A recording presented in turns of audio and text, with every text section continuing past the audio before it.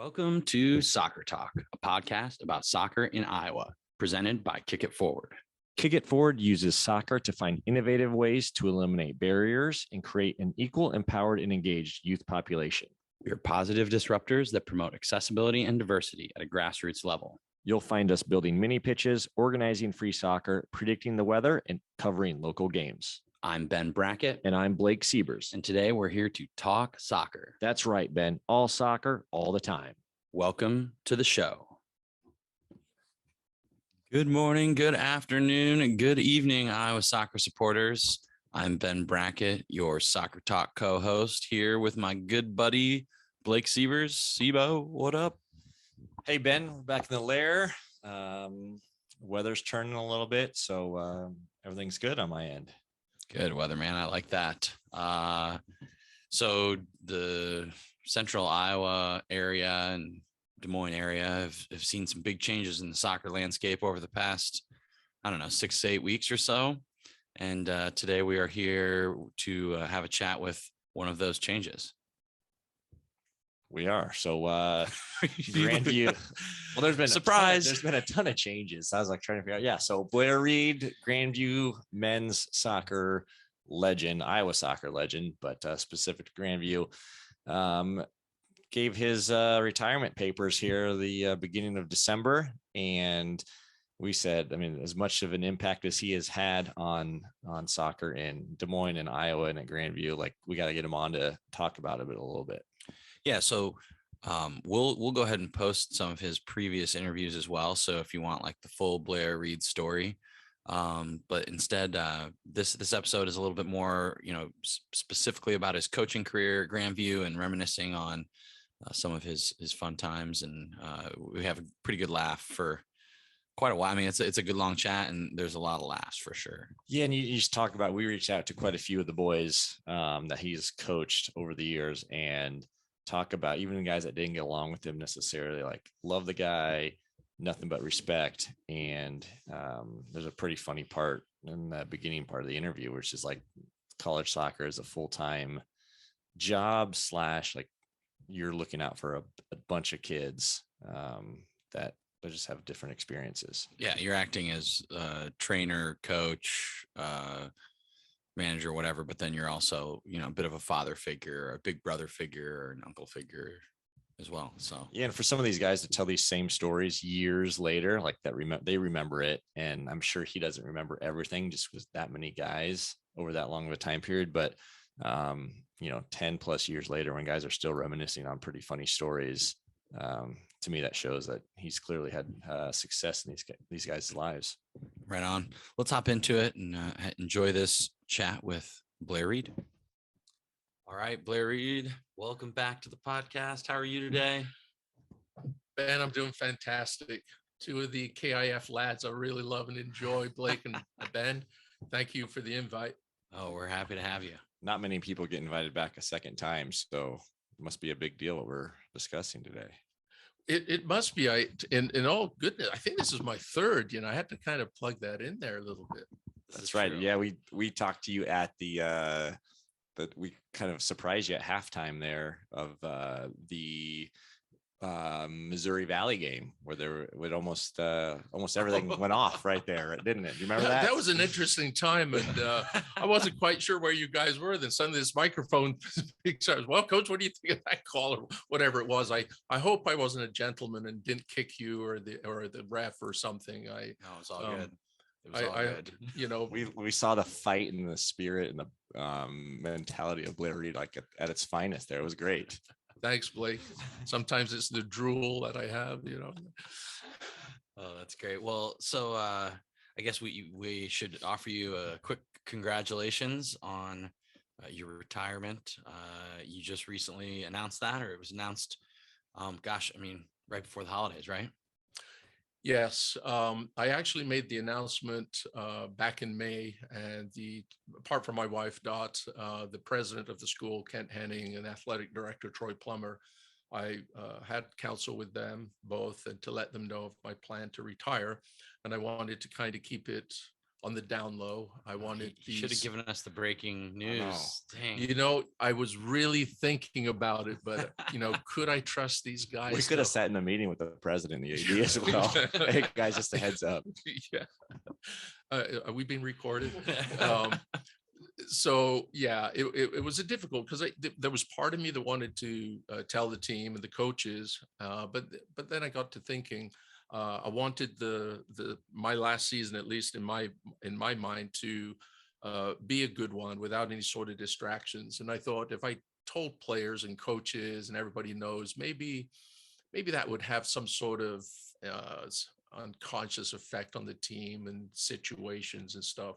So I would rather just say, okay, make this your last season, give it a good shot, and then tell the team afterwards.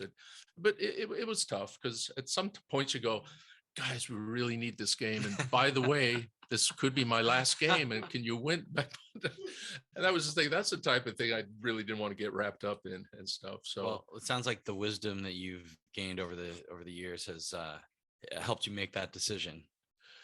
At least it was the right decision for me. And I felt that was right for it. So, but thanks. 37 years. Well, I'm older than that, to be honest. Yeah, but at Grandview, 37 years. Yes. Been around for. Blake and I are both 37 years old. Yeah. I started my coach, and you guys were just running around in 3-corner pants, as they say. So I guess what 37 years ago, I mean, specific to Grandview, right? Because most of the people here are Iowa folks, but I'm sure there'll be a bit broader reach. Do you have any comments, thoughts on soccer in 1984 in Des Moines, Iowa? And how much impacted the change, have seen it change, and just the last 37 years in Des Moines and Iowa in general? Oh, geez. I mean, we could talk for a long time on that if I chronologically go through year from 85 all the way, or 84, but I won't labor you guys with that. I'm sure you have some interesting questions to ask. That being said, 37 years, it's been a wonderful journey for me. And you're right, Blake, I have seen a lot of changes in the sport, from the club level to high school, and obviously introduction to bringing USL to Des Moines with the Menace back in 94. But the game has grown in leaps and bounds. The opportunities for young players, both boys and girls, are so much more bountiful than they were back in the day. State championships have been formed, state cups, Premier Leagues, is it ECL League or ENCL leagues? I mean, exactly. The morphing of the sport is something to behold. The growth of professional coaches, clubs in the area, the attachment of MLS teams, specifically to Sporting Kansas City, around the state of Iowa. I mean, just seeing everything grow into something that's positive for the sport. And it has its pitfalls as well, but just the metamorphosis of the sport's been unbelievable. Who's bugging you right now on that phone? Well, let me see. I love it. We can't just act like it didn't ring. No, that would be funny if we Hollywood Blair Reid over here. So if you guys want to see, here's our YouTube plug. Blair's phone's kind of buzzing, and I'm not sure. It's probably one of my guys. Hey, I'm locked out of my room, or yep, it's my goalkeeper, David Krobat's, back from Poland. He said, "Coach, I'm back. Everything is great. Thumbs up." I mean, awesome. I'll just write, "Awesome, David. See you later." And so this is I love that. It just college coaching gigs. There's never a break. And we'll get into some good stories here in a little bit, but there's players that are clearly reaching out. Right, he came back, made it back, and letting you know that you made it safe. And I thought maybe this was something that you guys had planned. Like you've got some specifically buzzing in, and they go, "Oh, it's so and so from 1999." And he's calling from Fort Madison State Prison. we unfortunately aren't that creative, are we, Ben? I should maybe turn my phone off. All right, so 37 years, you take the job. What were your expectations back in the day, as you accepted the role, the position? Sure. That's a good question, because as I look back now, what were my expectations? I just wanted an opportunity to earn a living doing something that I was passionate about, and that was coaching and the sport of soccer. And the opportunity came through Grandview College back then. And I just wanted to make Grandview a viable program, winner, keep growing the sport of soccer through the college ranks, and see where things went. But basically, I was changing my whole career direction after taking 6 years of studies in speech pathology, and suddenly realizing, yes, being a speech pathologist would be great, and I believe I'd be very good at it. But the passion in my life was soccer. Wasn't good enough to be a professional, but I just couldn't shake not doing soccer in some capacity. And that's when I decided to change my direction. And being in the state of Iowa, I think afforded me to pursue something that was very somewhat unknown in the state, but pursue it with, like, yeah, I'm gonna coach soccer, and I'm gonna grow the sport and try and make a living out of it. And it was 3 4 hard years where nothing was really happening except coaching or volunteering, all age groups, having side jobs, painting, working at Firestone as a tire buster, but having that belief that at some point something will break. And in 1983, Grandview College was starting up soccer. I applied for the position. I was offered the position, but it was only going to be a part-time, and I didn't want it to be part-time because if you were going to have a viable program, you have to put time and effort into it, and it wasn't a 9 in the morning to 1 o'clock in the afternoon type job. So I declined, and the gentleman they hired, Bob Wood, a good friend and a person I knew, we worked on ODP together for a couple of sessions. He got the job, and Mr. Sism, the AD, and Bob, they asked me if I would help with the getting it started up with Coach Wood, and I said I would until such times I needed to move along. And that's what we did. But that was really like, okay, maybe soccer is becoming a little bit more important now, and people are realizing that it is a sport to be here. Was involved in clubs, and then got hired by Dowling High School, and just kind of kept growing and morphing in coaching and looking for opportunities. And you know uh, did that for 37 years. Coach Wood stepped away, and then I stepped into Grandview in 1985, and stayed there till, actually, well, I'm still there now, but 37 seasons later. So it's been a wonderful ride. And in a roundabout way, hopefully answering your question, it was just the wanting to grow the sport, wanting to be involved in something that I'm really passionate about and care about, and it's football. In fact, before I left for work today, my wife goes, "What game you watching?" I was watching the Morocco Ghana game, the African Nations Cup. So I've got 3 or 4 games recorded, and I'm looking forward to watching. Never seen Malawi play for a while, but so it's just something that seems to be very ingrained in me for whatever reasons. I think I'll give that credit to my dad. He was a football player and a soccer player, football player back in the UK, and probably taught me the passion that he had, or passed it on to me. At any point in that 37 years, did somebody come calling to try and take you away from Grandview? Were you ever tempted to leave? Not really. Yeah, I was tempted to leave. I think after with all the success you've had, somebody had to have like unsolicited called you.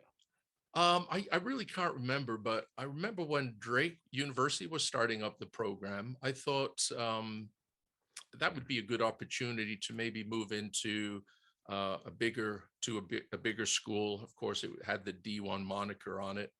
So I thought that might be a good progression.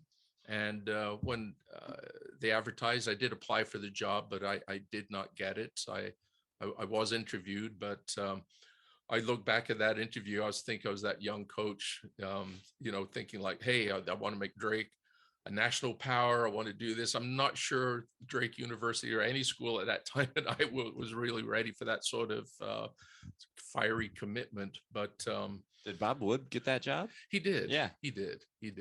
It's a funny old game sometimes, the soccer community. But and then about 6 years later, we had won consecutive district championships, and I thought the natural progression is I should be looking for something. And I did look for there used to be a paper called Soccer America. I think they have it digital. Oh yeah. And they used to list jobs back in the 80s and 90s. If you didn't have Soccer America, you didn't know what's going on in American soccer. So I used to comb the applications and positions there, but I think because I wasn't like a D1 coach wanting to move on to a D1 program, and I didn't want to go do a Division 3, and I didn't know much about Division 2 back then. So I was basically looking at some jobs, making some contacts, but not really pursuing things. And then I think I made my mind up to, you know what, Grandview's good. It's a good school. I've been successful. I want to be even more successful. So how can I make that happen at Grandview? And how could I quench the thirst I had for coaching a higher level player in a higher sort of league? And that's when I read about in Soccer America that the USISL, which is now called the USL, was looking to start up teams in the Midwest. It was primarily a league, an indoor league professionally at first, but a league that was growing in the Southwest of part of the states down in Texas. It had some Florida type teams, but the commissioner was looking to expand the league into more grassroots. And I made a contact to Francisco Marcos, who was the commissioner, and said, look, what do you think of the idea of bringing a USISL franchise to Des Moines? And first he said, Ohio. And I went, no, Iowa. So he said, oh, okay. Well, let's talk about it, because he never really had heard too much about Iowa. And the funny thing was, as we had a conversation, he played at Oneonta State in New York. It was a Division 1 team. I played at Brockport State. It was a Division 3, but we played Oneonta State in Hartwick, and we'd beaten Oneonta State. So he knew about Brockport, and he left Oneonta as I was like going through my career at Brockport. And so it was a funny conversation connecting with somebody that had some same experiences playing in the same or same state at university. And he was also commissioner of a league in New York, the Empire League. And I played on a team called the Binghamton Booters. And he remembers the Binghamton Booters because we used to play against Syracuse, go to Rochester. I mean, it was a weekend league for adults, and we would just travel. You pay everything, but you would play good competition. So again, that was another connection. So we started talking about the Empire League a little bit. We had some common players that we knew on Oneonta, Hartwick, at Brockport. And he said, okay, if he goes, when I get back to Texas, he was based out in Texas. He goes, let's talk again. We have our AGM meeting at the Harvey Hotel in Dallas. And if you want to come down, make a pitch for Des Moines, we'll go from there. And that's when that was in sort of like summer of 93, fall of 93. And I knocked on doors and talked to soccer people in the state, and was able to secure the finances. And then myself, and I believe it was Mike Whitty, we went down to Dallas and made our presentation, got awarded the franchise, which is a piece of paper, and said, okay, build from there. So that's how that came. So in 93, we secured it, and he wanted us up and running by 94. So we got it in December, I believe. And our first game was in April of 94. Yikes. What was the, do you remember was there franchise fees? Surely you had to pay like an expansion fee or something. There was a fee. I'm not sure if I should say, because it's crazy. I think it was like $15,000. That's actually massive back then. Yeah, it was. Right? Yeah, Like, yeah, for sure. There are leagues right now that Costs less than that. Wow. And then MLS expansion fee now is what, 500 some million, but I mean, it's all going that way. But yeah, that's back then, that's a lot of money when soccer wasn't. I mean, that was right around the World Cup. It was, and that was one of the impetuses for Francisco, is to try and get this grassroots league throughout the United States as a support system for MLS, because back in the old NASL days, there was no really support system of soccer throughout the country. There were pockets of the United States that had men's leagues, but there wasn't like a connected sort of league on a national level. And that was his goal, because he knew MLS was coming. He actually, I think in the '94 World Cup, was the liaison for the Brazilian national team. So he had a lot of inside information that the league was coming, and that if he could get on the ground floor with a grassroots league, get it in every community, every region, it would just grow the sport. And he was right. And in 1995, I think MLS started, right? Yep. After the World Cup, or 96. 96. One of the, and I remember, yeah, you were on the forefront, frontier. Yeah, and it's funny, down at that meeting, we met some coaches who went on to, coach Major League Soccer teams, Dallas Burn, and were you the first Metro Stars? Were you the first menace coach? I was, yes, 1994. That's just, I'm just wondering if you had like hired somebody to manage in your place so you could be in the front office. No, it was funny because all the interested parties, myself and some other individuals, we were kind of like the board of directors, the committee, the planning committee. I mean, you did everything. You wore lots of hats. And from the coaching standpoint, I was putting time into the coaching, the recruiting of the team, and also helping with, some of the decision making on, how to grow the team and in the community and everything. So it was a labor of love, it's just, but again, for me, making that jump into the USISL was good for me, because it kind of gave me a lifeline for more competitive play. Because folks don't realize we were playing professional teams back then. There was no separation of got teams like Minnesota Thunder, the Tulsa Roughnecks. We actually playing those teams. It was a combination league of amateur teams and professional teams. And then a year later, they actually separated into the amateur and select. But for 2 years, we were playing like 18 to 20 matches a summer, and some of them were against some of the professional teams in the that have gone on to. So now you see the Pro Iowa Stadium. I mean, look at from way back then to now. What are your thoughts? Like, how cool? I mean, obviously, I think it's cool. I'm assuming you do it neat, but like, give us your opinion on where it was for the USL then? Pro Stadium that will be in Des Moines, which is the same. I mean, right? The Menace. I mean, to me, the Menace is still quote same family, the Krauses and all that. So yes. Look where it was, and now look where it's going. It's funny. I wrote a proposal to the Menace board back in '95 or '96 on how to grow the franchise, and my goal was to try turn the club pro within 5 to 7 years. Well, it didn't happen, because a lot has to happen in order for that to make. And I think that's where Kyle Kraus, his involvement in the club has taken it to a different level. With the sort of backing and support that he can provide to the club, and then taking it to the USL Pro. And, hopefully that stadium is a reality. It looks good if they're working all the arrangements out and stuff. But seeing the blueprints, not the but how the stadium will look, where it's located, his vision and goal. I mean, that's tremendous. That's what I wanted to do 2002, 2003. And I kind of wrote a step-by-step and how to get the youth involved in the club without interfering with club or high school soccer, to, watching that delicate sort of relationships and not upsetting any coaches like we're trying to take away players. So kind of had a little bit of a plan, but I think it was overwhelming to the sort of board that we had, who are soccer enthusiasts, because it takes a lot of time and commitment and additional dollars. And those plans might be worth something nowadays. because those conversations that have to be happening. Yeah. There's some of those same, especially with the club dynamic and all Absolutely.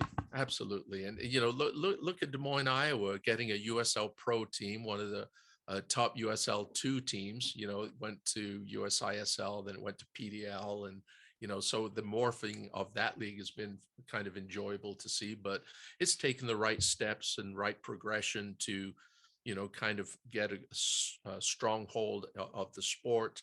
And now USL2 is nationally known, especially among soccer communities.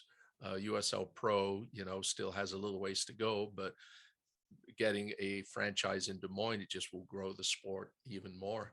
So I'm excited. I I just hope it doesn't lose its local flavor and local support. When you step in that professional arena, it's a whole different ball game, whole different mindset.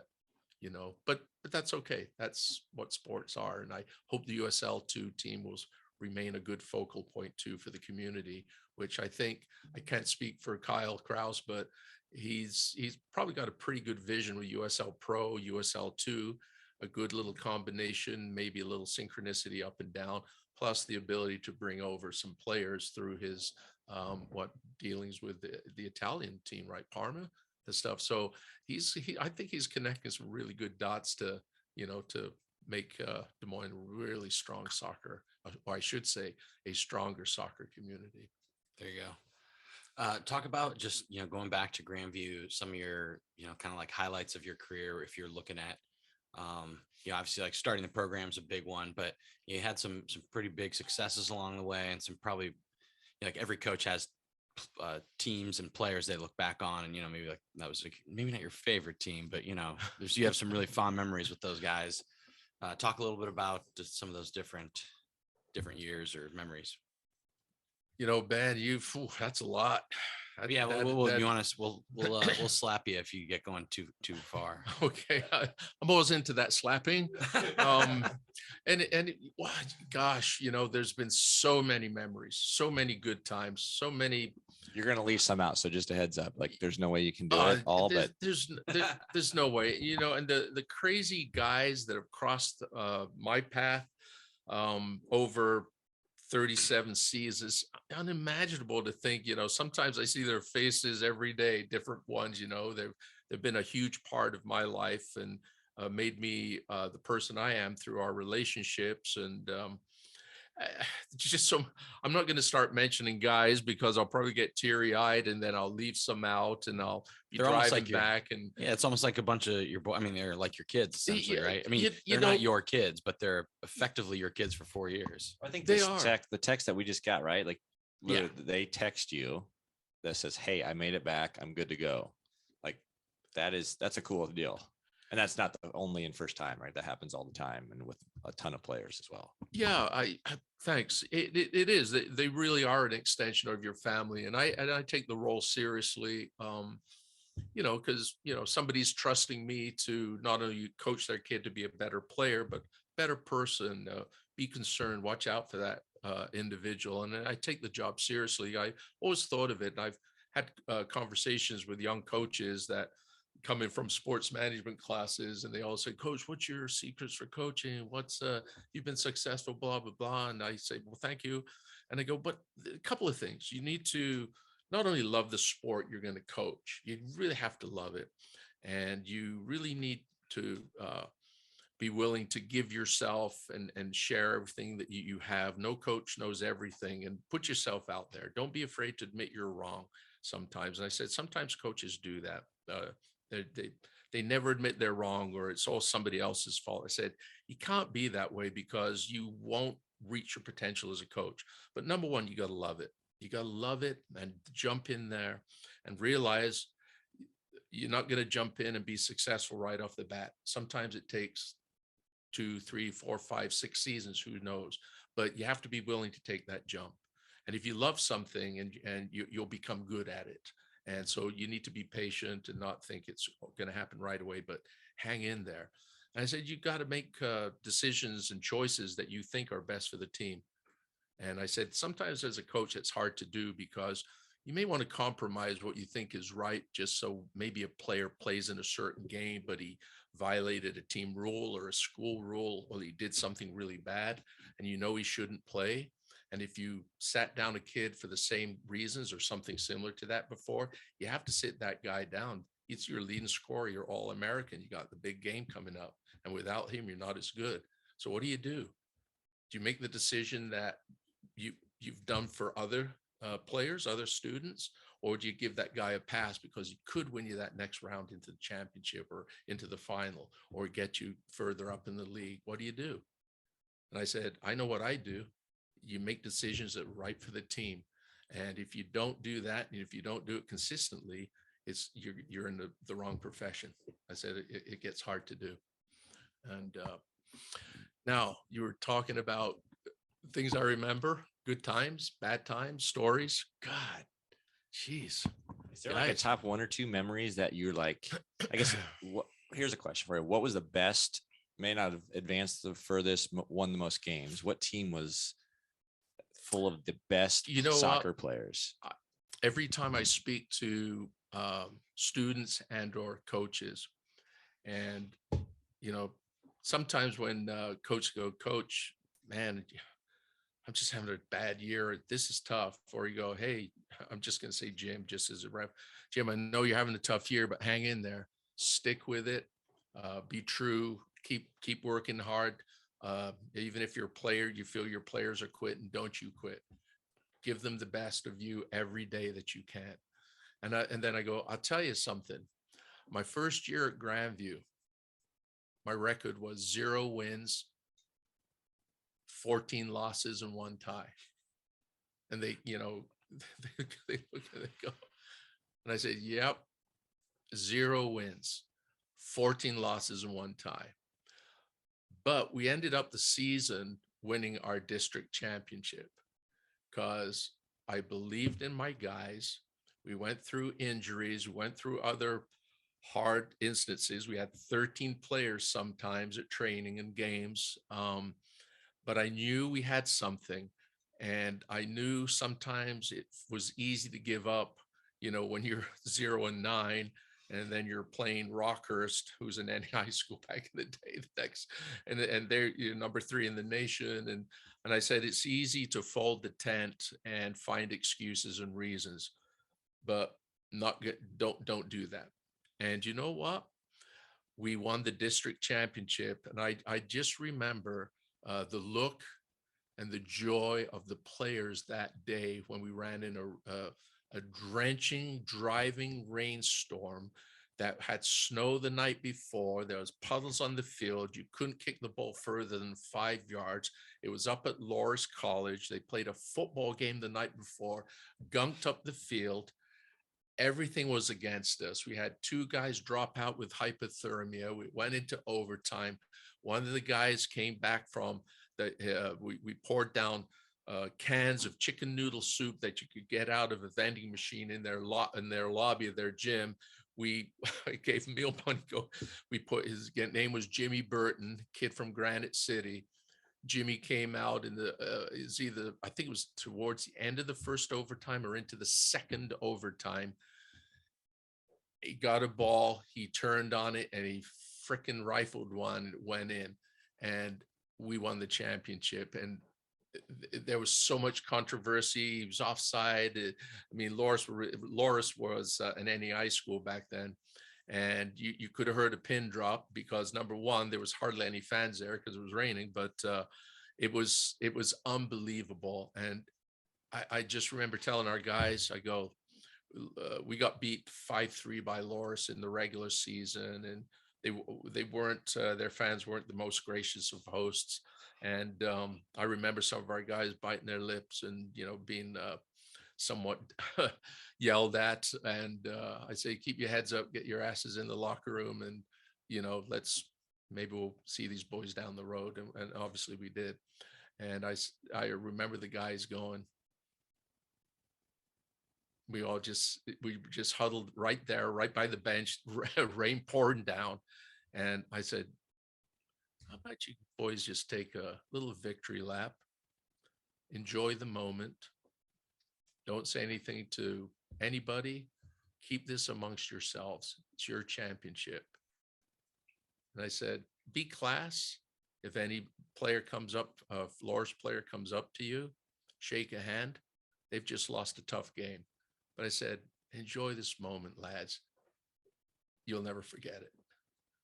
And I, again, a little sentimental here. I just remember walking over. I don't know if the guy's still alive, but the coach was Mike Windsor. I remember walking over, and we played with Voigt soccer balls, and it was pretty heavy, waterlogged and soaked.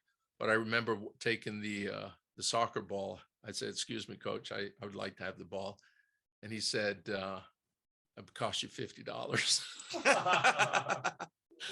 I looked at him and I just took the ball and I said, "You can build a school. Thank you." And I just, flicked it up in the air and just went in. Well, the locker room after that, I mean, these guys were like, I mean, you had to see the conditions. It rained, it snowed, the field. I mean, you could sail a boat on the field, like a little toy boat. That's how much it was waterlogged, but we had to play it because 4 days later, the area playoffs were the team has to go from Iowa. But it was, it's such adversity for the full year. So for your first year of coaching, you win a district championship. I was proud of that. But I was even more proud of the players along the way that stuck with it, that had that belief and, frankly, believed in me, that this is possible and we can do it. Because within our own district, we were coming close to games, but something always happened. And we just never quite got through it. But I knew, if some of the boys that we had that were out were injuries and things come together, even though we're seeded last, we could make that step up, and we did. And then we went to, I think it was Sagamon. No, was it Parkside or Sagamon State? I can't remember, and got our butts handed to us, but it was okay. It was all part of the learning curve. So that was one thing I really remember. The other thing was making the national tournament for the first time. I want to say that was 2002. It's funny because the NAIA had changed the format. We were in regional finals. Today, if you're in a regional final, you're really in the first round of national tournament. They've kind of changed their whole format. But back then, you had to play your district, go through a regional final, and then into the national tournament. So I think it was 2002, we got our first national tournament. See, 2001 or 2002. I've got the team picture up in my office, but that was a fantastic time for Grandview to make the official national tournament. I mean, that's kind of we would know some of the names. Do you remember any of the names then? Yeah. Of course he does. Yeah. I think Ross Moffitt was there. I think Rasty Martosh was there. Armin Mujic. Was that in the, what was Sasha's last name? Borchik. Yeah. Sasha Borchik. Sasha was a player. Yeah. Yep. Redhead. Yeah. Love that guy. He had like a buzz hair. He had a buzz hair. Yeah. Sasha was lefty, I think. Sasha Borchik, Chris Conway. Sure. Yeah, I remember a lot of those guys. Man, Johnny Angier. Can you believe Johnny? That guy was like a monster. Like, you want to talk about that? Johnny played at Lincoln, dude. He's flying Black Hawk helicopters. Did a couple of tours in Afghan. Came back and finished his degree up at Grandview. Just a lovely young man. Well, he's an old man now, but all these guys, Nihad Hodovich, Elmir, what's his last name? Yeah. But my gosh, apologies, boys, if I'm missing some names out. But I remember I said, whatever team gets to the national tournament, I'm shaving my head. Well, I tell you, after we've got a picture of you with some flowing locks, so Yeah. I can only imagine. I can only imagine the transition. Boy, I tell you, after that went in, boom, in the lock. When we got back in the locker room, these guys clippers on, like skin. So you see me, everybody in there, and I'm just got this cue ball and stuff. Great. So what did the missus say about that? Well, I think I was single at the time. I think, was I? Oh my gosh, I hope I didn't. Well, I know I wasn't single. I'm just teasing, but it's one of those, it's one of those things where you go, she Dot knew why, and it's like it's your shtick, right? It's what you do. Yeah. So can we interrupt this, Ben, real quick? Yeah, So we'll have to sure. put this on social media, but here's the picture that That Ben was was talking first about. Manish year right there. Who's the coach? Yeah, I know. I know. So like, oh my gosh, I know. I've seen that and I go, holy smokes, it's full circle too, because like Musco Lighting, like we're good friends and partners with them. Like they sponsored the Yes, shirt. You're the jersey sponsor. yes, they were our team sponsor for the first couple of I mean, years. Maybe we'll definitely have to post it. 'Cause like the so neck good. is like the neck of the shirt is unbuttoned, and there's Yeah. just Does he have a gold chain on? He looks like he should. no. but he's got one of those old school, like the nice fancy leather watches. And Yeah, it's funny because somebody could say, "Coach, you look like Braveheart, William Wallace," and I'm going like, "Oh Jesus, I didn't even think of that." But I'll say I'll take that as a compliment.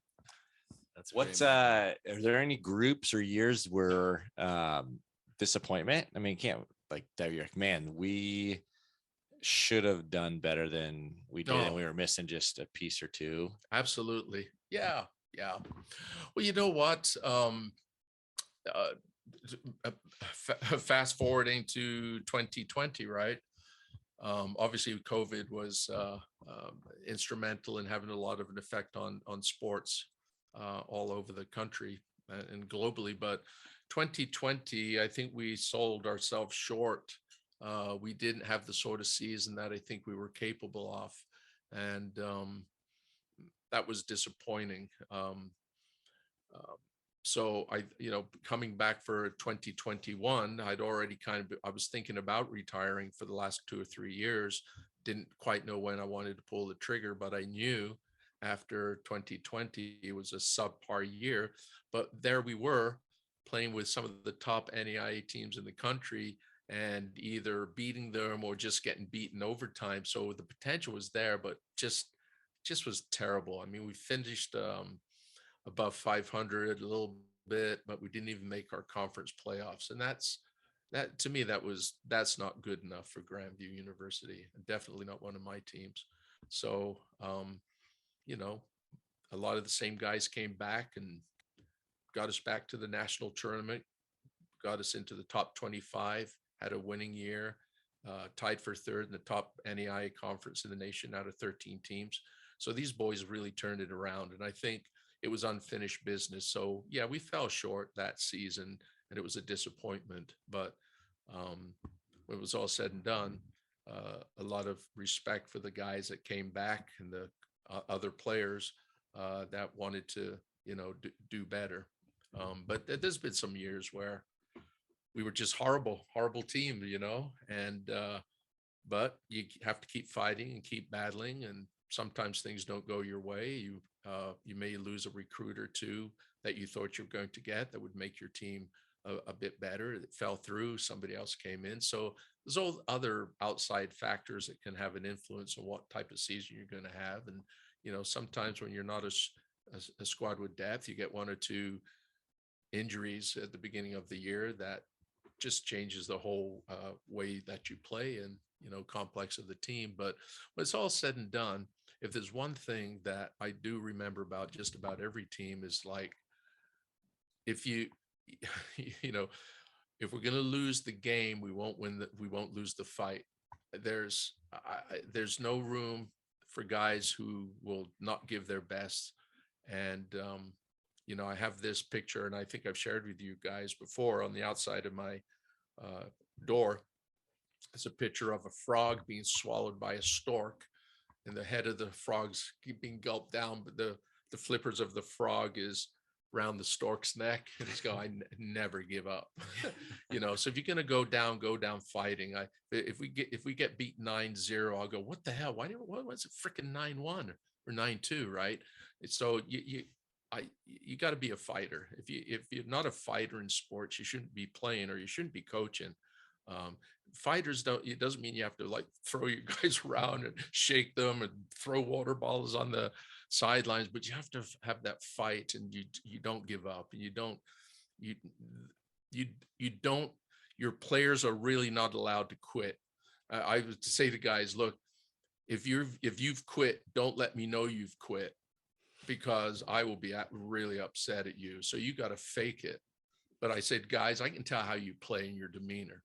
So we don't quit here, so that's kind of stuck with me. And I've always been a little bit of a scrapper.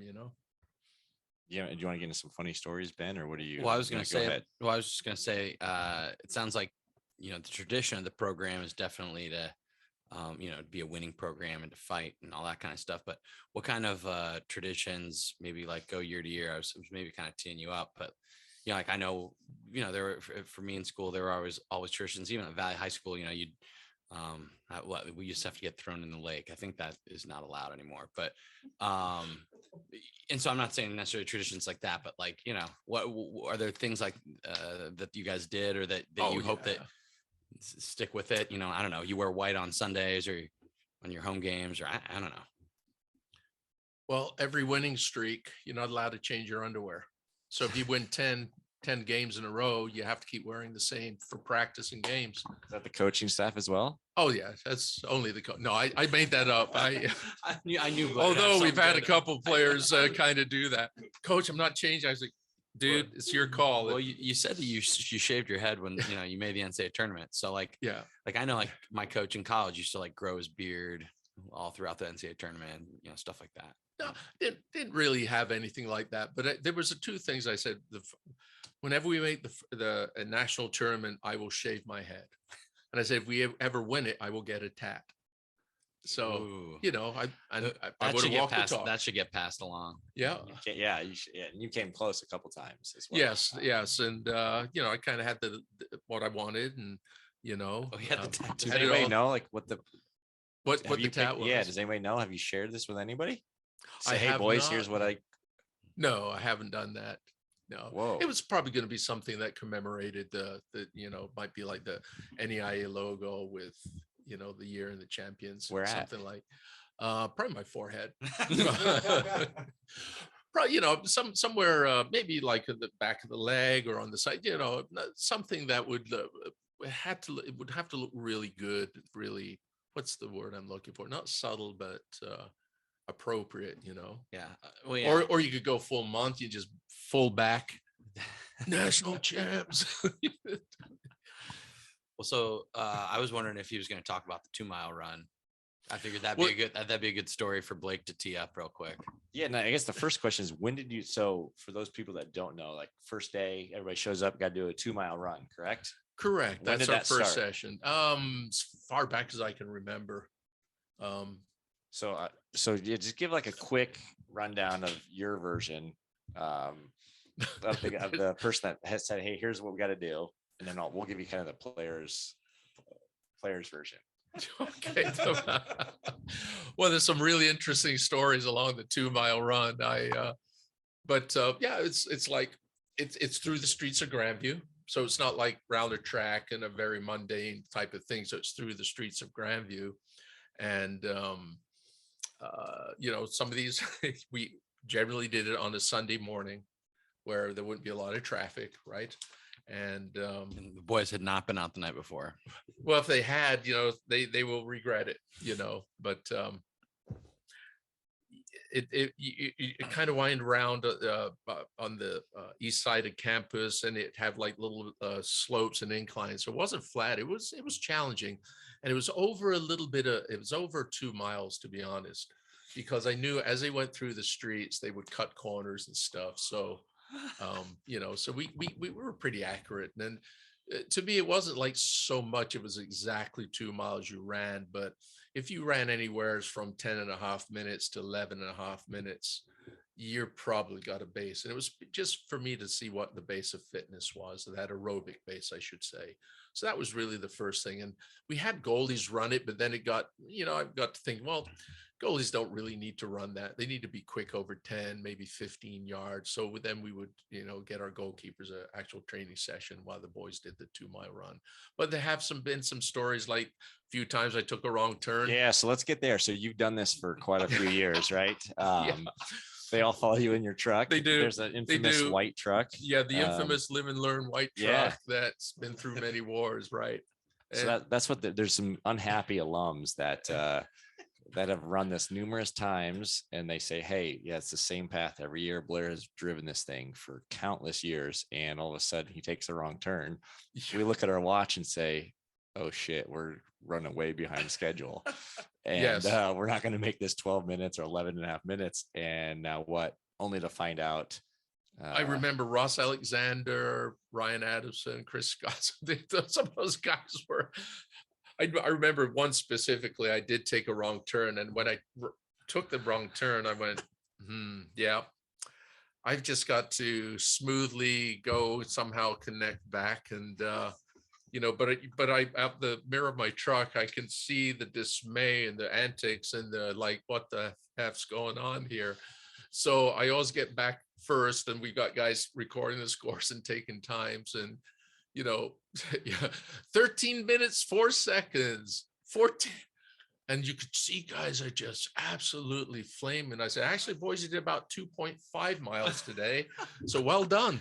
That's so like it is like when you got questioned about this, why are we so late? Like, he laughed it off, and he had a swift comment like, need to keep you guys guessing. I want to see how you react. Yeah.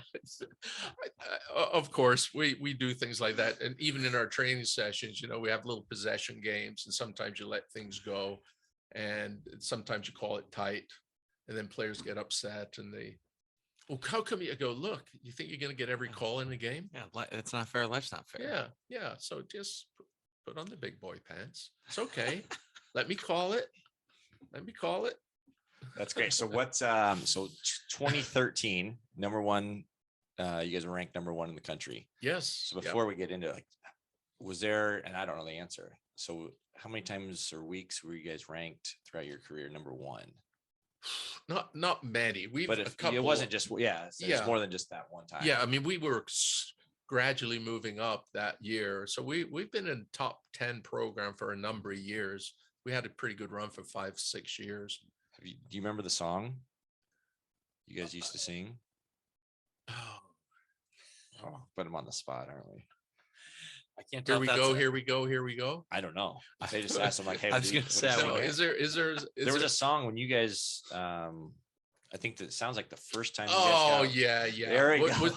Was that at the end of the thing with number one in the nation? That one? Again, we don't know. There was, I remember there was a video and guys like were chanting and singing that. And I was really like, first of all, I wanted to say, guys, we got a lot of playing to go. But that's a massive. But then part of me was going to let them enjoy it. But if there's ever any incentive for a team to play us, watching these guys, we're number one, it's like, I'm going to play that. We're going to play this team. Look at these guys. Look how cocky these guys. Look at their. That's exactly right. But I'm always thinking, okay, the next game, what? But there's a part of me, you go, let them enjoy it. It's a spontaneous. They want to be goofy. There's a lot of time into their lives they're going to be serious, right? So let them be goofy. 18 or 23-year-olds being number one and feeling proud of what they accomplished, right? Yes, and so it's also funny, like you told us about the chicken noodle soup story, which is kind of unprovoked, like feeding the boys chicken noodle soup, but you've also fed people hot chocolate. Oh yeah. Like that's not an uncommon thing. Yeah, but like I remember some games. One day, I think it was first round nationals. We're playing Bellevue University at County. That's exactly it. Yep, and gosh. There was ice and snow on the field. I mean, literally, and actually, I thought we played pretty good in the ice, sometimes better than on actual grass. But yeah, it was a really cold day, and I remember at County, it was hard to mark the lines because the paint would freeze coming out of the machine. You couldn't have water bottles because they would freeze. There was like a little tent, and Dot made carafes of hot chocolate for us. So we had that at halftime. And I thought that would be something for the weather that would give the guys a little bit of, a little bit of hot chocolate, a little bit of love. But you would pick up a water bottle, you couldn't get water out of it. I mean, it was that cold. It was like 4 degrees kickoff time. The only thing that changed was the wind died down a little bit. That was a hell of a game. I think Matt Kent scored on a header against Bellevue, and it was a wonderful game. It was a raucous crowd, and you guys came back to win it. Yeah. All right, one more quick one, Ben. I love it. Speaking of him getting lost in directions and whatnot. So same year, right? Down in Alabama, you know what's coming. So I mean, people that don't know soccer, right? You get down to finals and semifinals, like you have banquets and awards and whatnot, right? So you got the national tournament banquet, last 16, and I mean, do you want me to tell you how the boys tell it? Yes, tell me. I'm trying to remember how. Big Blair thinks he knows all the directions. He comes up to the front of the bus and telling the bus driver where to go, what left turn to make, what right turn to make, and clearly gets lost with the wrong address. Who came up? You did.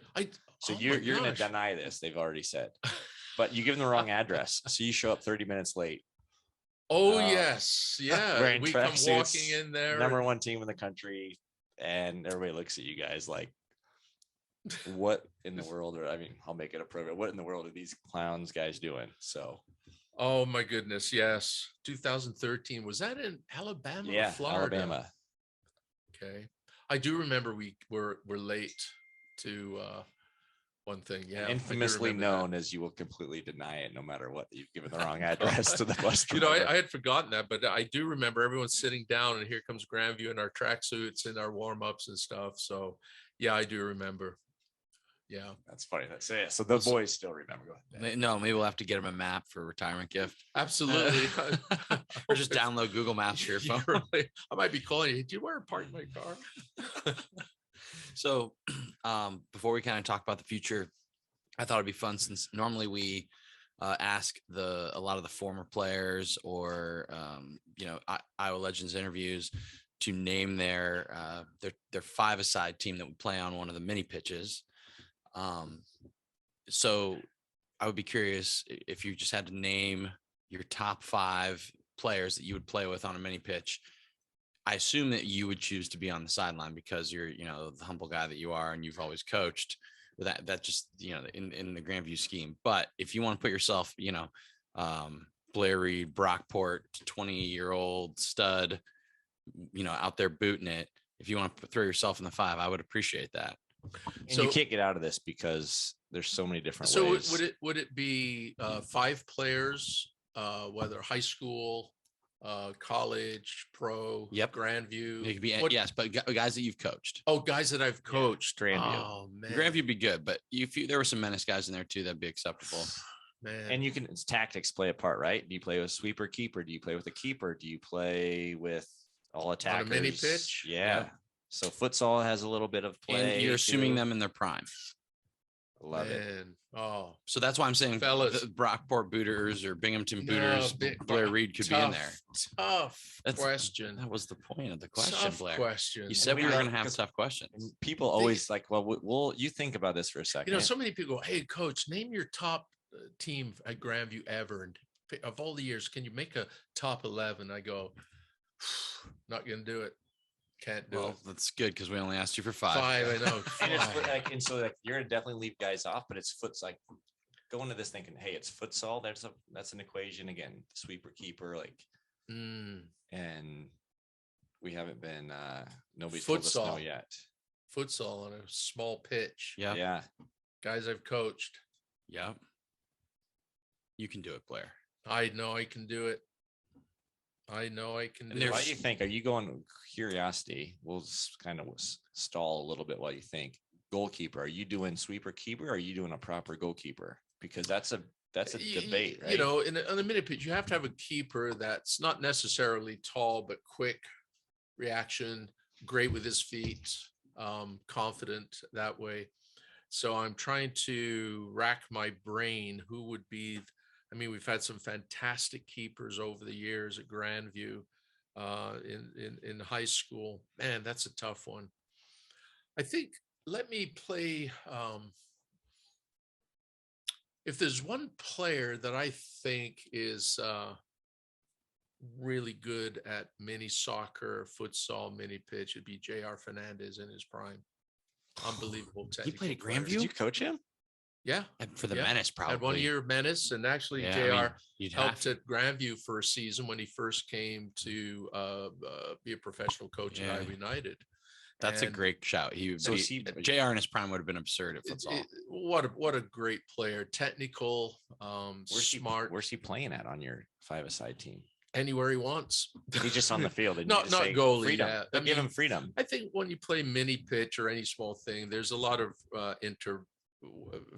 intertwining of positions. Nobody's a true forward or true. I mean, you have to. I struggle because I don't. You have to understand the game, right? So JR is what I would say is one of the better technical coaches that I've seen in the state of Iowa, who's been at it a long time and still continues to coach. So he's technical. The guy can score. I know if you've ever seen him play indoor, 25 years ago. Yeah. I mean, like we would have, even like when we were in high school, or like he would have still been playing, and he was very good. I love the fact too that like people usually, like you didn't this, like you haven't, but some people come on and like, hey, give me a list of questions what you guys are going to ask, and we're always like, no, like that's not really how we operate. So this is a good surprise. This is an awesome surprise. So you got one. Yeah. So you're 20% of the way. That going for me. Let's see. Again, tactics come into play. Like, do you go with all attacking players? Do you just rough people up because it's a smaller side? Yeah, you get Al Driscoll in there to throw some hockey hip get checks? some monsters there and just bludgeon the heck out of people. I can imagine Al Driscoll in a. Al played professional for Illinois Thunder indoor team. I can tell you another player for sure. A guy named Nassim Olabi that played back in the day for Grandview. Probably one of the best and quickest players I've ever coached. Went on to play professional for Cleveland Crunch, Illinois Thunder, Buffalo Blizzard. If indoor soccer or outdoor soccer was around when Nassim graduated from Grandview, no doubt in my mind he would be playing. Probably the quickest player that could move you to the right. Was one of the leading scorers in the NAIA back in the day, back in like 87, 86, 88. He was a talent. I remember Nassim, we beat Park was a top 10 NAIA school, and we played them at Grandview and we beat them 5-3. That was one of the first times we really upset a top team. Olabi had 5 goals. Good Lord. They couldn't stop him. I mean, he played. So I would say Nassim Olabi, hands down. Good. Okay. That's 2. 40% of the way. That's 2. So now I got to, who would be my keeper? Man, that's an easy one to get, that'll get you 60% there real quick. Guys got any ideas? See, Hey, if anyone's listening to the podcast, I'm open to suggestions. You do have that. There's that Casey Mann guy. Man, Casey. He probably is terrible with his feet, though. Oh, there's no way he was good with his feet. You can say it. We said it. All right, we'll say it. He's terrible. Casey Mann, no feet. Fantastic keeper. Always working on his feet. Good distributor of the ball eventually. So not Casey. Today. He's too tall. He's too tall for futsal. Rusty Martosh, top NAIA led in shutouts, 6'5", one of the best keepers we've ever had at Grandview. Did he have feet? Just not the best feet, but outdoor. I remember you shut out Drake 1-0, and I don't remember that guy. Yeah, he was good. He really good. Was Blake on the other side of the field? I remember some of the shots.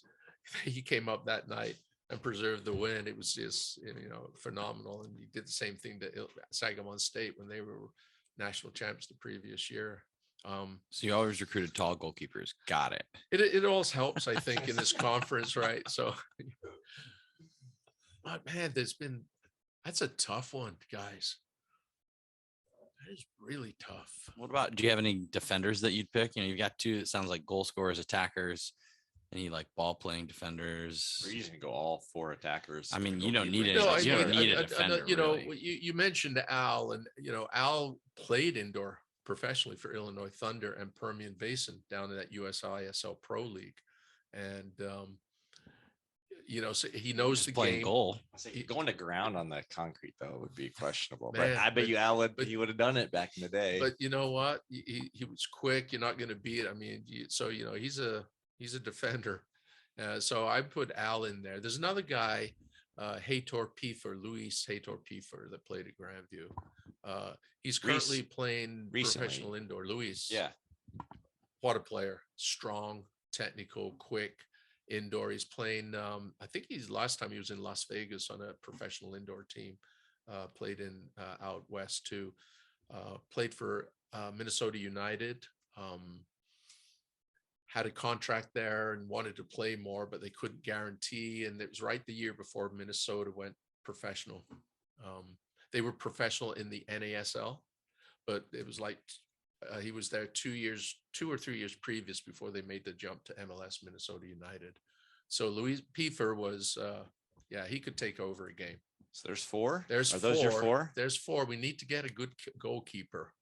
Man, he's leaving a lot of guys out, Ben. Oh man, I'm going to be crucified. I mean, technical players. He's going nostalgia though. That's what I like. Yeah. Well, you kind of have to look. You look at the game. It's a very quick, fast pace. If you don't get the ball out of your feet quickly, if you don't have any sort of technical ability and speed, it's not an easy game. Oh, right? we know because we're terrible at it. Yeah. We don't get hit. My goodness gracious, man, that's I don't think I've made a 5-a-side team yet. Of all the people that we've had on, nobody's picked me. Not that they should, but we're always sitting right here. I've seen you play at Valley. I know it doesn't You're count. on the tip of my What was his name? some racket. No. Have you gotten any texts, fellas? Anybody out there?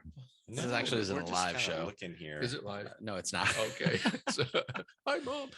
I'm trying to think of who some of the old Grandview goalkeeping records and whatnot are. Well, Rasty. Casey was All-American. Rasty was Dode Martin, Darren Martin, Scots guy, very good. Cam, lad from Canada, played for a couple of years. Was good. So you just have to have a tryout and do a technical training with these boys. See you can juggle at the most times. Tough. You have to have a keeper. You really do. And I feel if I pick one over the other, it's not really the right. But he feels comfortable picking a lot of other players over others, Ben, doesn't he? It's tough. It's really tough. I hate to be the goalkeeper on his team. When you look,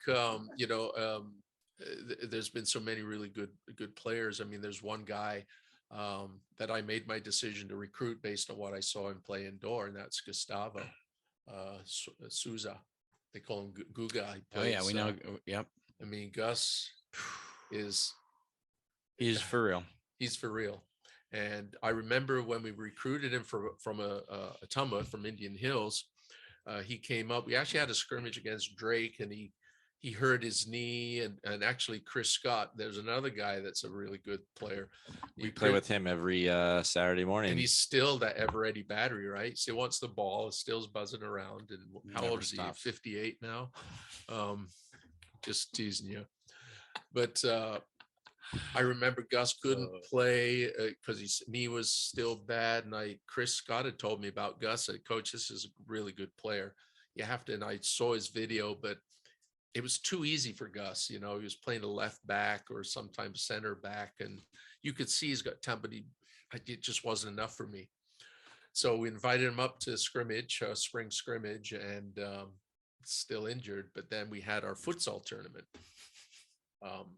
The infamous Grandview winter that Ben's almost speaking of fighting about. We almost got in a fight with a bunch of high school kids. That's my one story. They were not. They were college kids. But that used to be a good tournament. It was fun. And it was cheap as heck. Right? Yeah. And so the idea was so everybody could play, because older guys sometimes don't have $500-600 to play in a up at the arena or somewhere. Is that still going on, by the way? It kind of, because of COVID, it's kind of slacked down, but so probably 3 years ago is the one, and we used to have a high school when we introduced, and that really grew, but then it's a little bit on the back burner. Let's talk off the pod about something there. Yeah. Okay. Keep going. Sorry. So anyway, Gus was coming up to play on this tournament team, and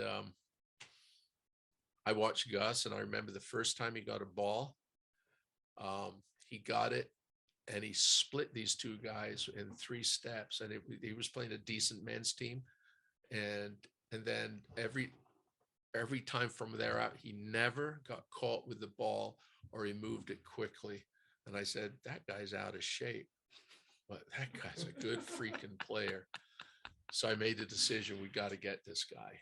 And so, I mean, he's a good player. And so that's your 5, and you just make him pick who's going to play in that's goal. What one sub, that's 4 in the sub. I got to get a goalkeeper. Yeah, he just made up his own 6-man team. As I man's making rules. Oh, my bad, fellas. I guess I could put somebody in goal, but or just come up with a goalkeeper. Your pick. Yeah, it's really good with their feet. Man, oh man. Guys really did a good job on this one. Got me on the spot. All right, we're gonna give him the countdown. 5. Nope, he's got it. 4. Let's 2. let's put Casey Mann in goal. Oh, we were hoping that he'd get the snub. Sorry, Casey. No, that's great. Perfect. That's a winning team right there. It's a damn good team. It is definitely. I would put these boys in their prime against anybody. I hear that. So I was gonna make the joke that now that you're retired, you'll have some time to think about who you would play in goal. But fortunately, you made. You get this call about 4 months later. Hey. So I've been thinking. No, so talk a little bit about what you're gonna do in your retirement, because a busy guy like you, obviously being done and just like being sedentary is probably not a thing. So how do you think you'll spend your time? How do you look forward to spending your time? Or how do you look forward to spending time looking at the wall? What's it going to be? All we are is just another. Man, that's a great question. I haven't really. Some days I have thought about it, and I've kind of taken the approach. I'm just going to let things osmose. I'm just going to be in the moment and see what surfaces, how I feel. Before we went on air, I was telling you about the old Moes of the Searchers, right? All he wanted to do in life is sit in his rocking chair on the porch and just look out. And that's all I want to do. Ready to go, and I'm thinking, yeah, old Moses kind of got it right. Maybe some days I'll sit in the backyard and look at the tomato plants or the flowers and say, oh, I can weed there a little bit, take a little sip of scotch and sit down and be on my own time. And, or clean out the garage I've been wanting to do. So there's all these little projects floating around in my mind, but you just never know where things are going to lead. So I'm just going to be open-minded and just see what happens. And, it seems like an excellent existence. Yeah. And, yeah, it's, it will be, I will miss all the,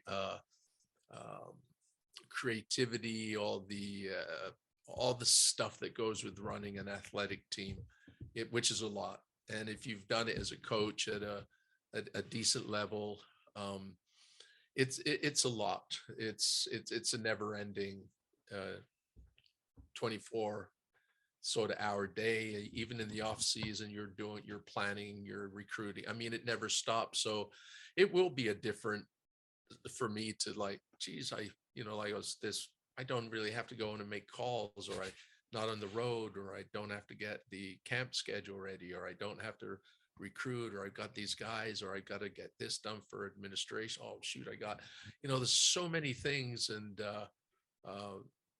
it'll be interesting just to let it be. You know what's going to be, which I found Thank you, out. John and Paul.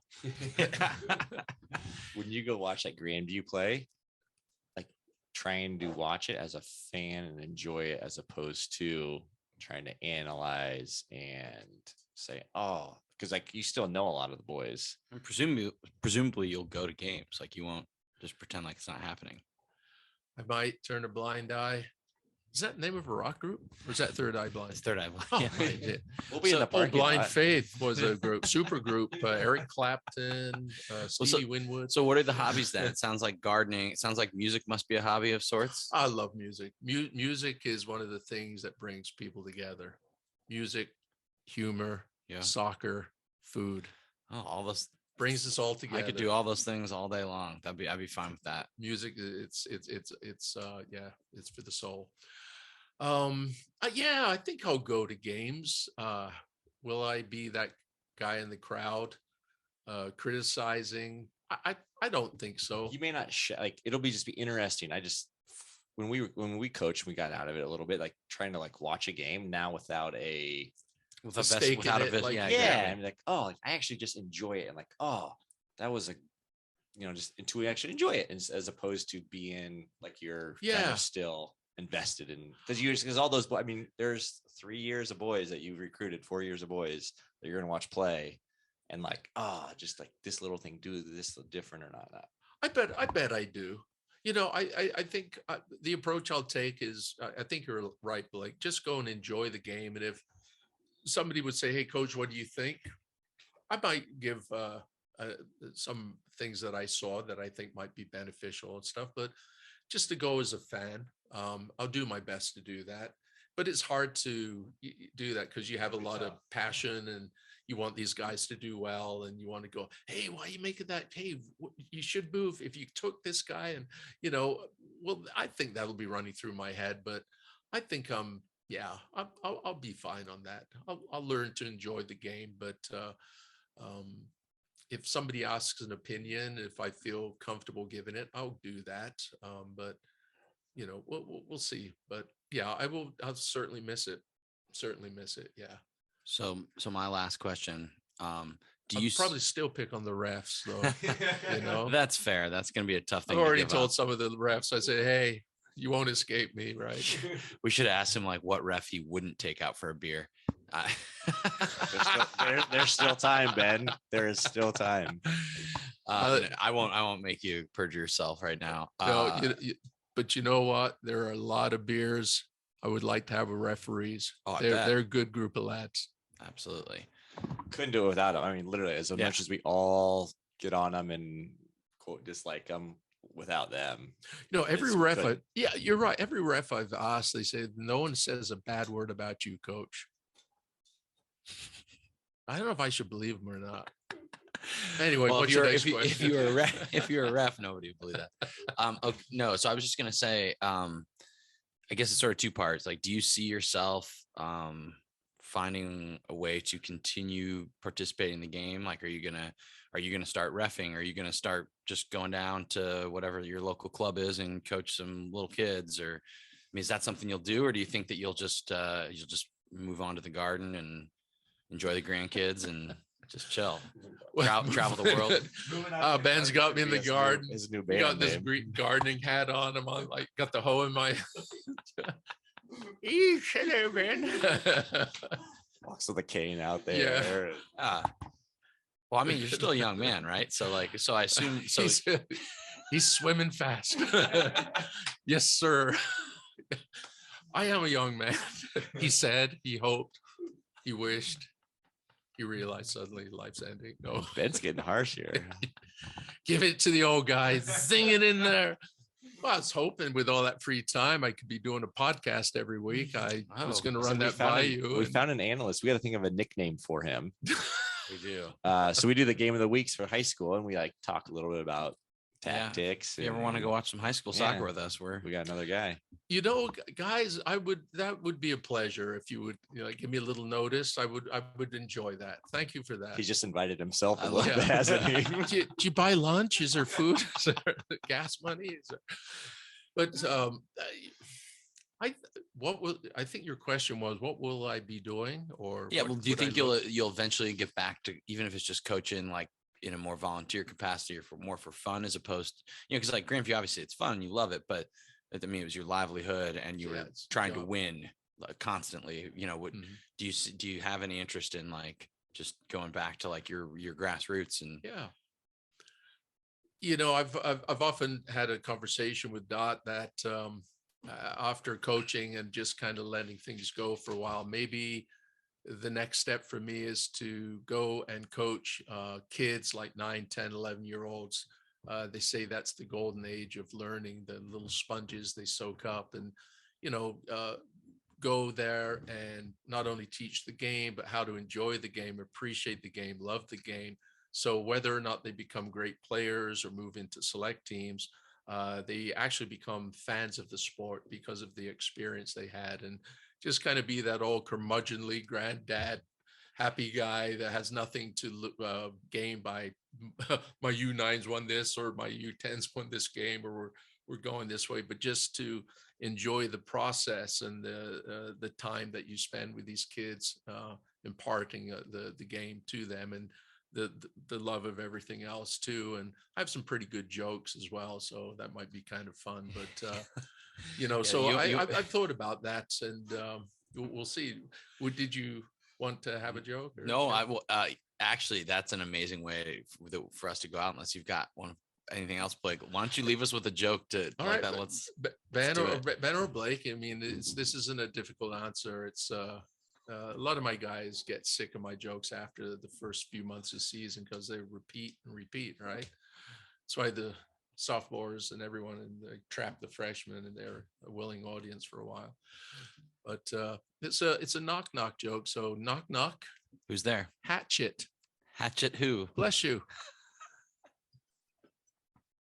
With that, Mic drop. read out. Thanks for joining us, Blair. My pleasure, Ben. All the Blake. best to you in your retirement. Thanks, guys. All right, Siebes, good chat there. I mean, what's not to love about Blair Reid? What a character. You're exactly right. I mean, we were dying laughing. The only thing we actually forgot is Scotch. We got Guinness, we got Smithix, but Yeah, it clearly sounds he was a big Scotch guy. Sounds like that might have tipped the balance for us, but unlucky. There will be more opportunities for that in the future.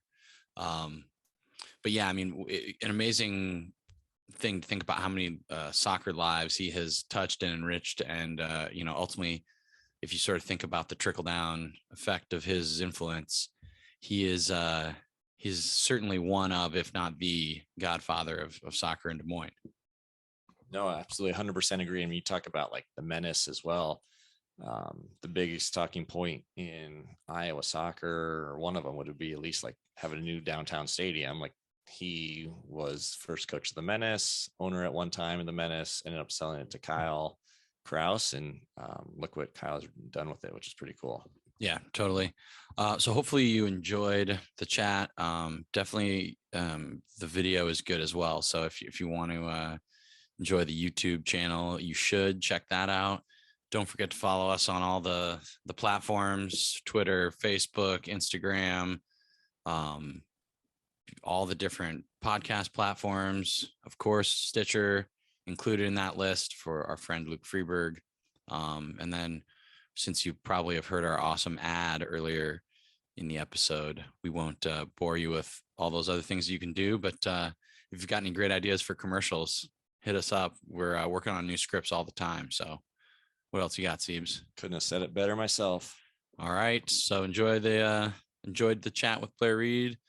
All the best to him in his retirement, and we'll talk to you all soon enough.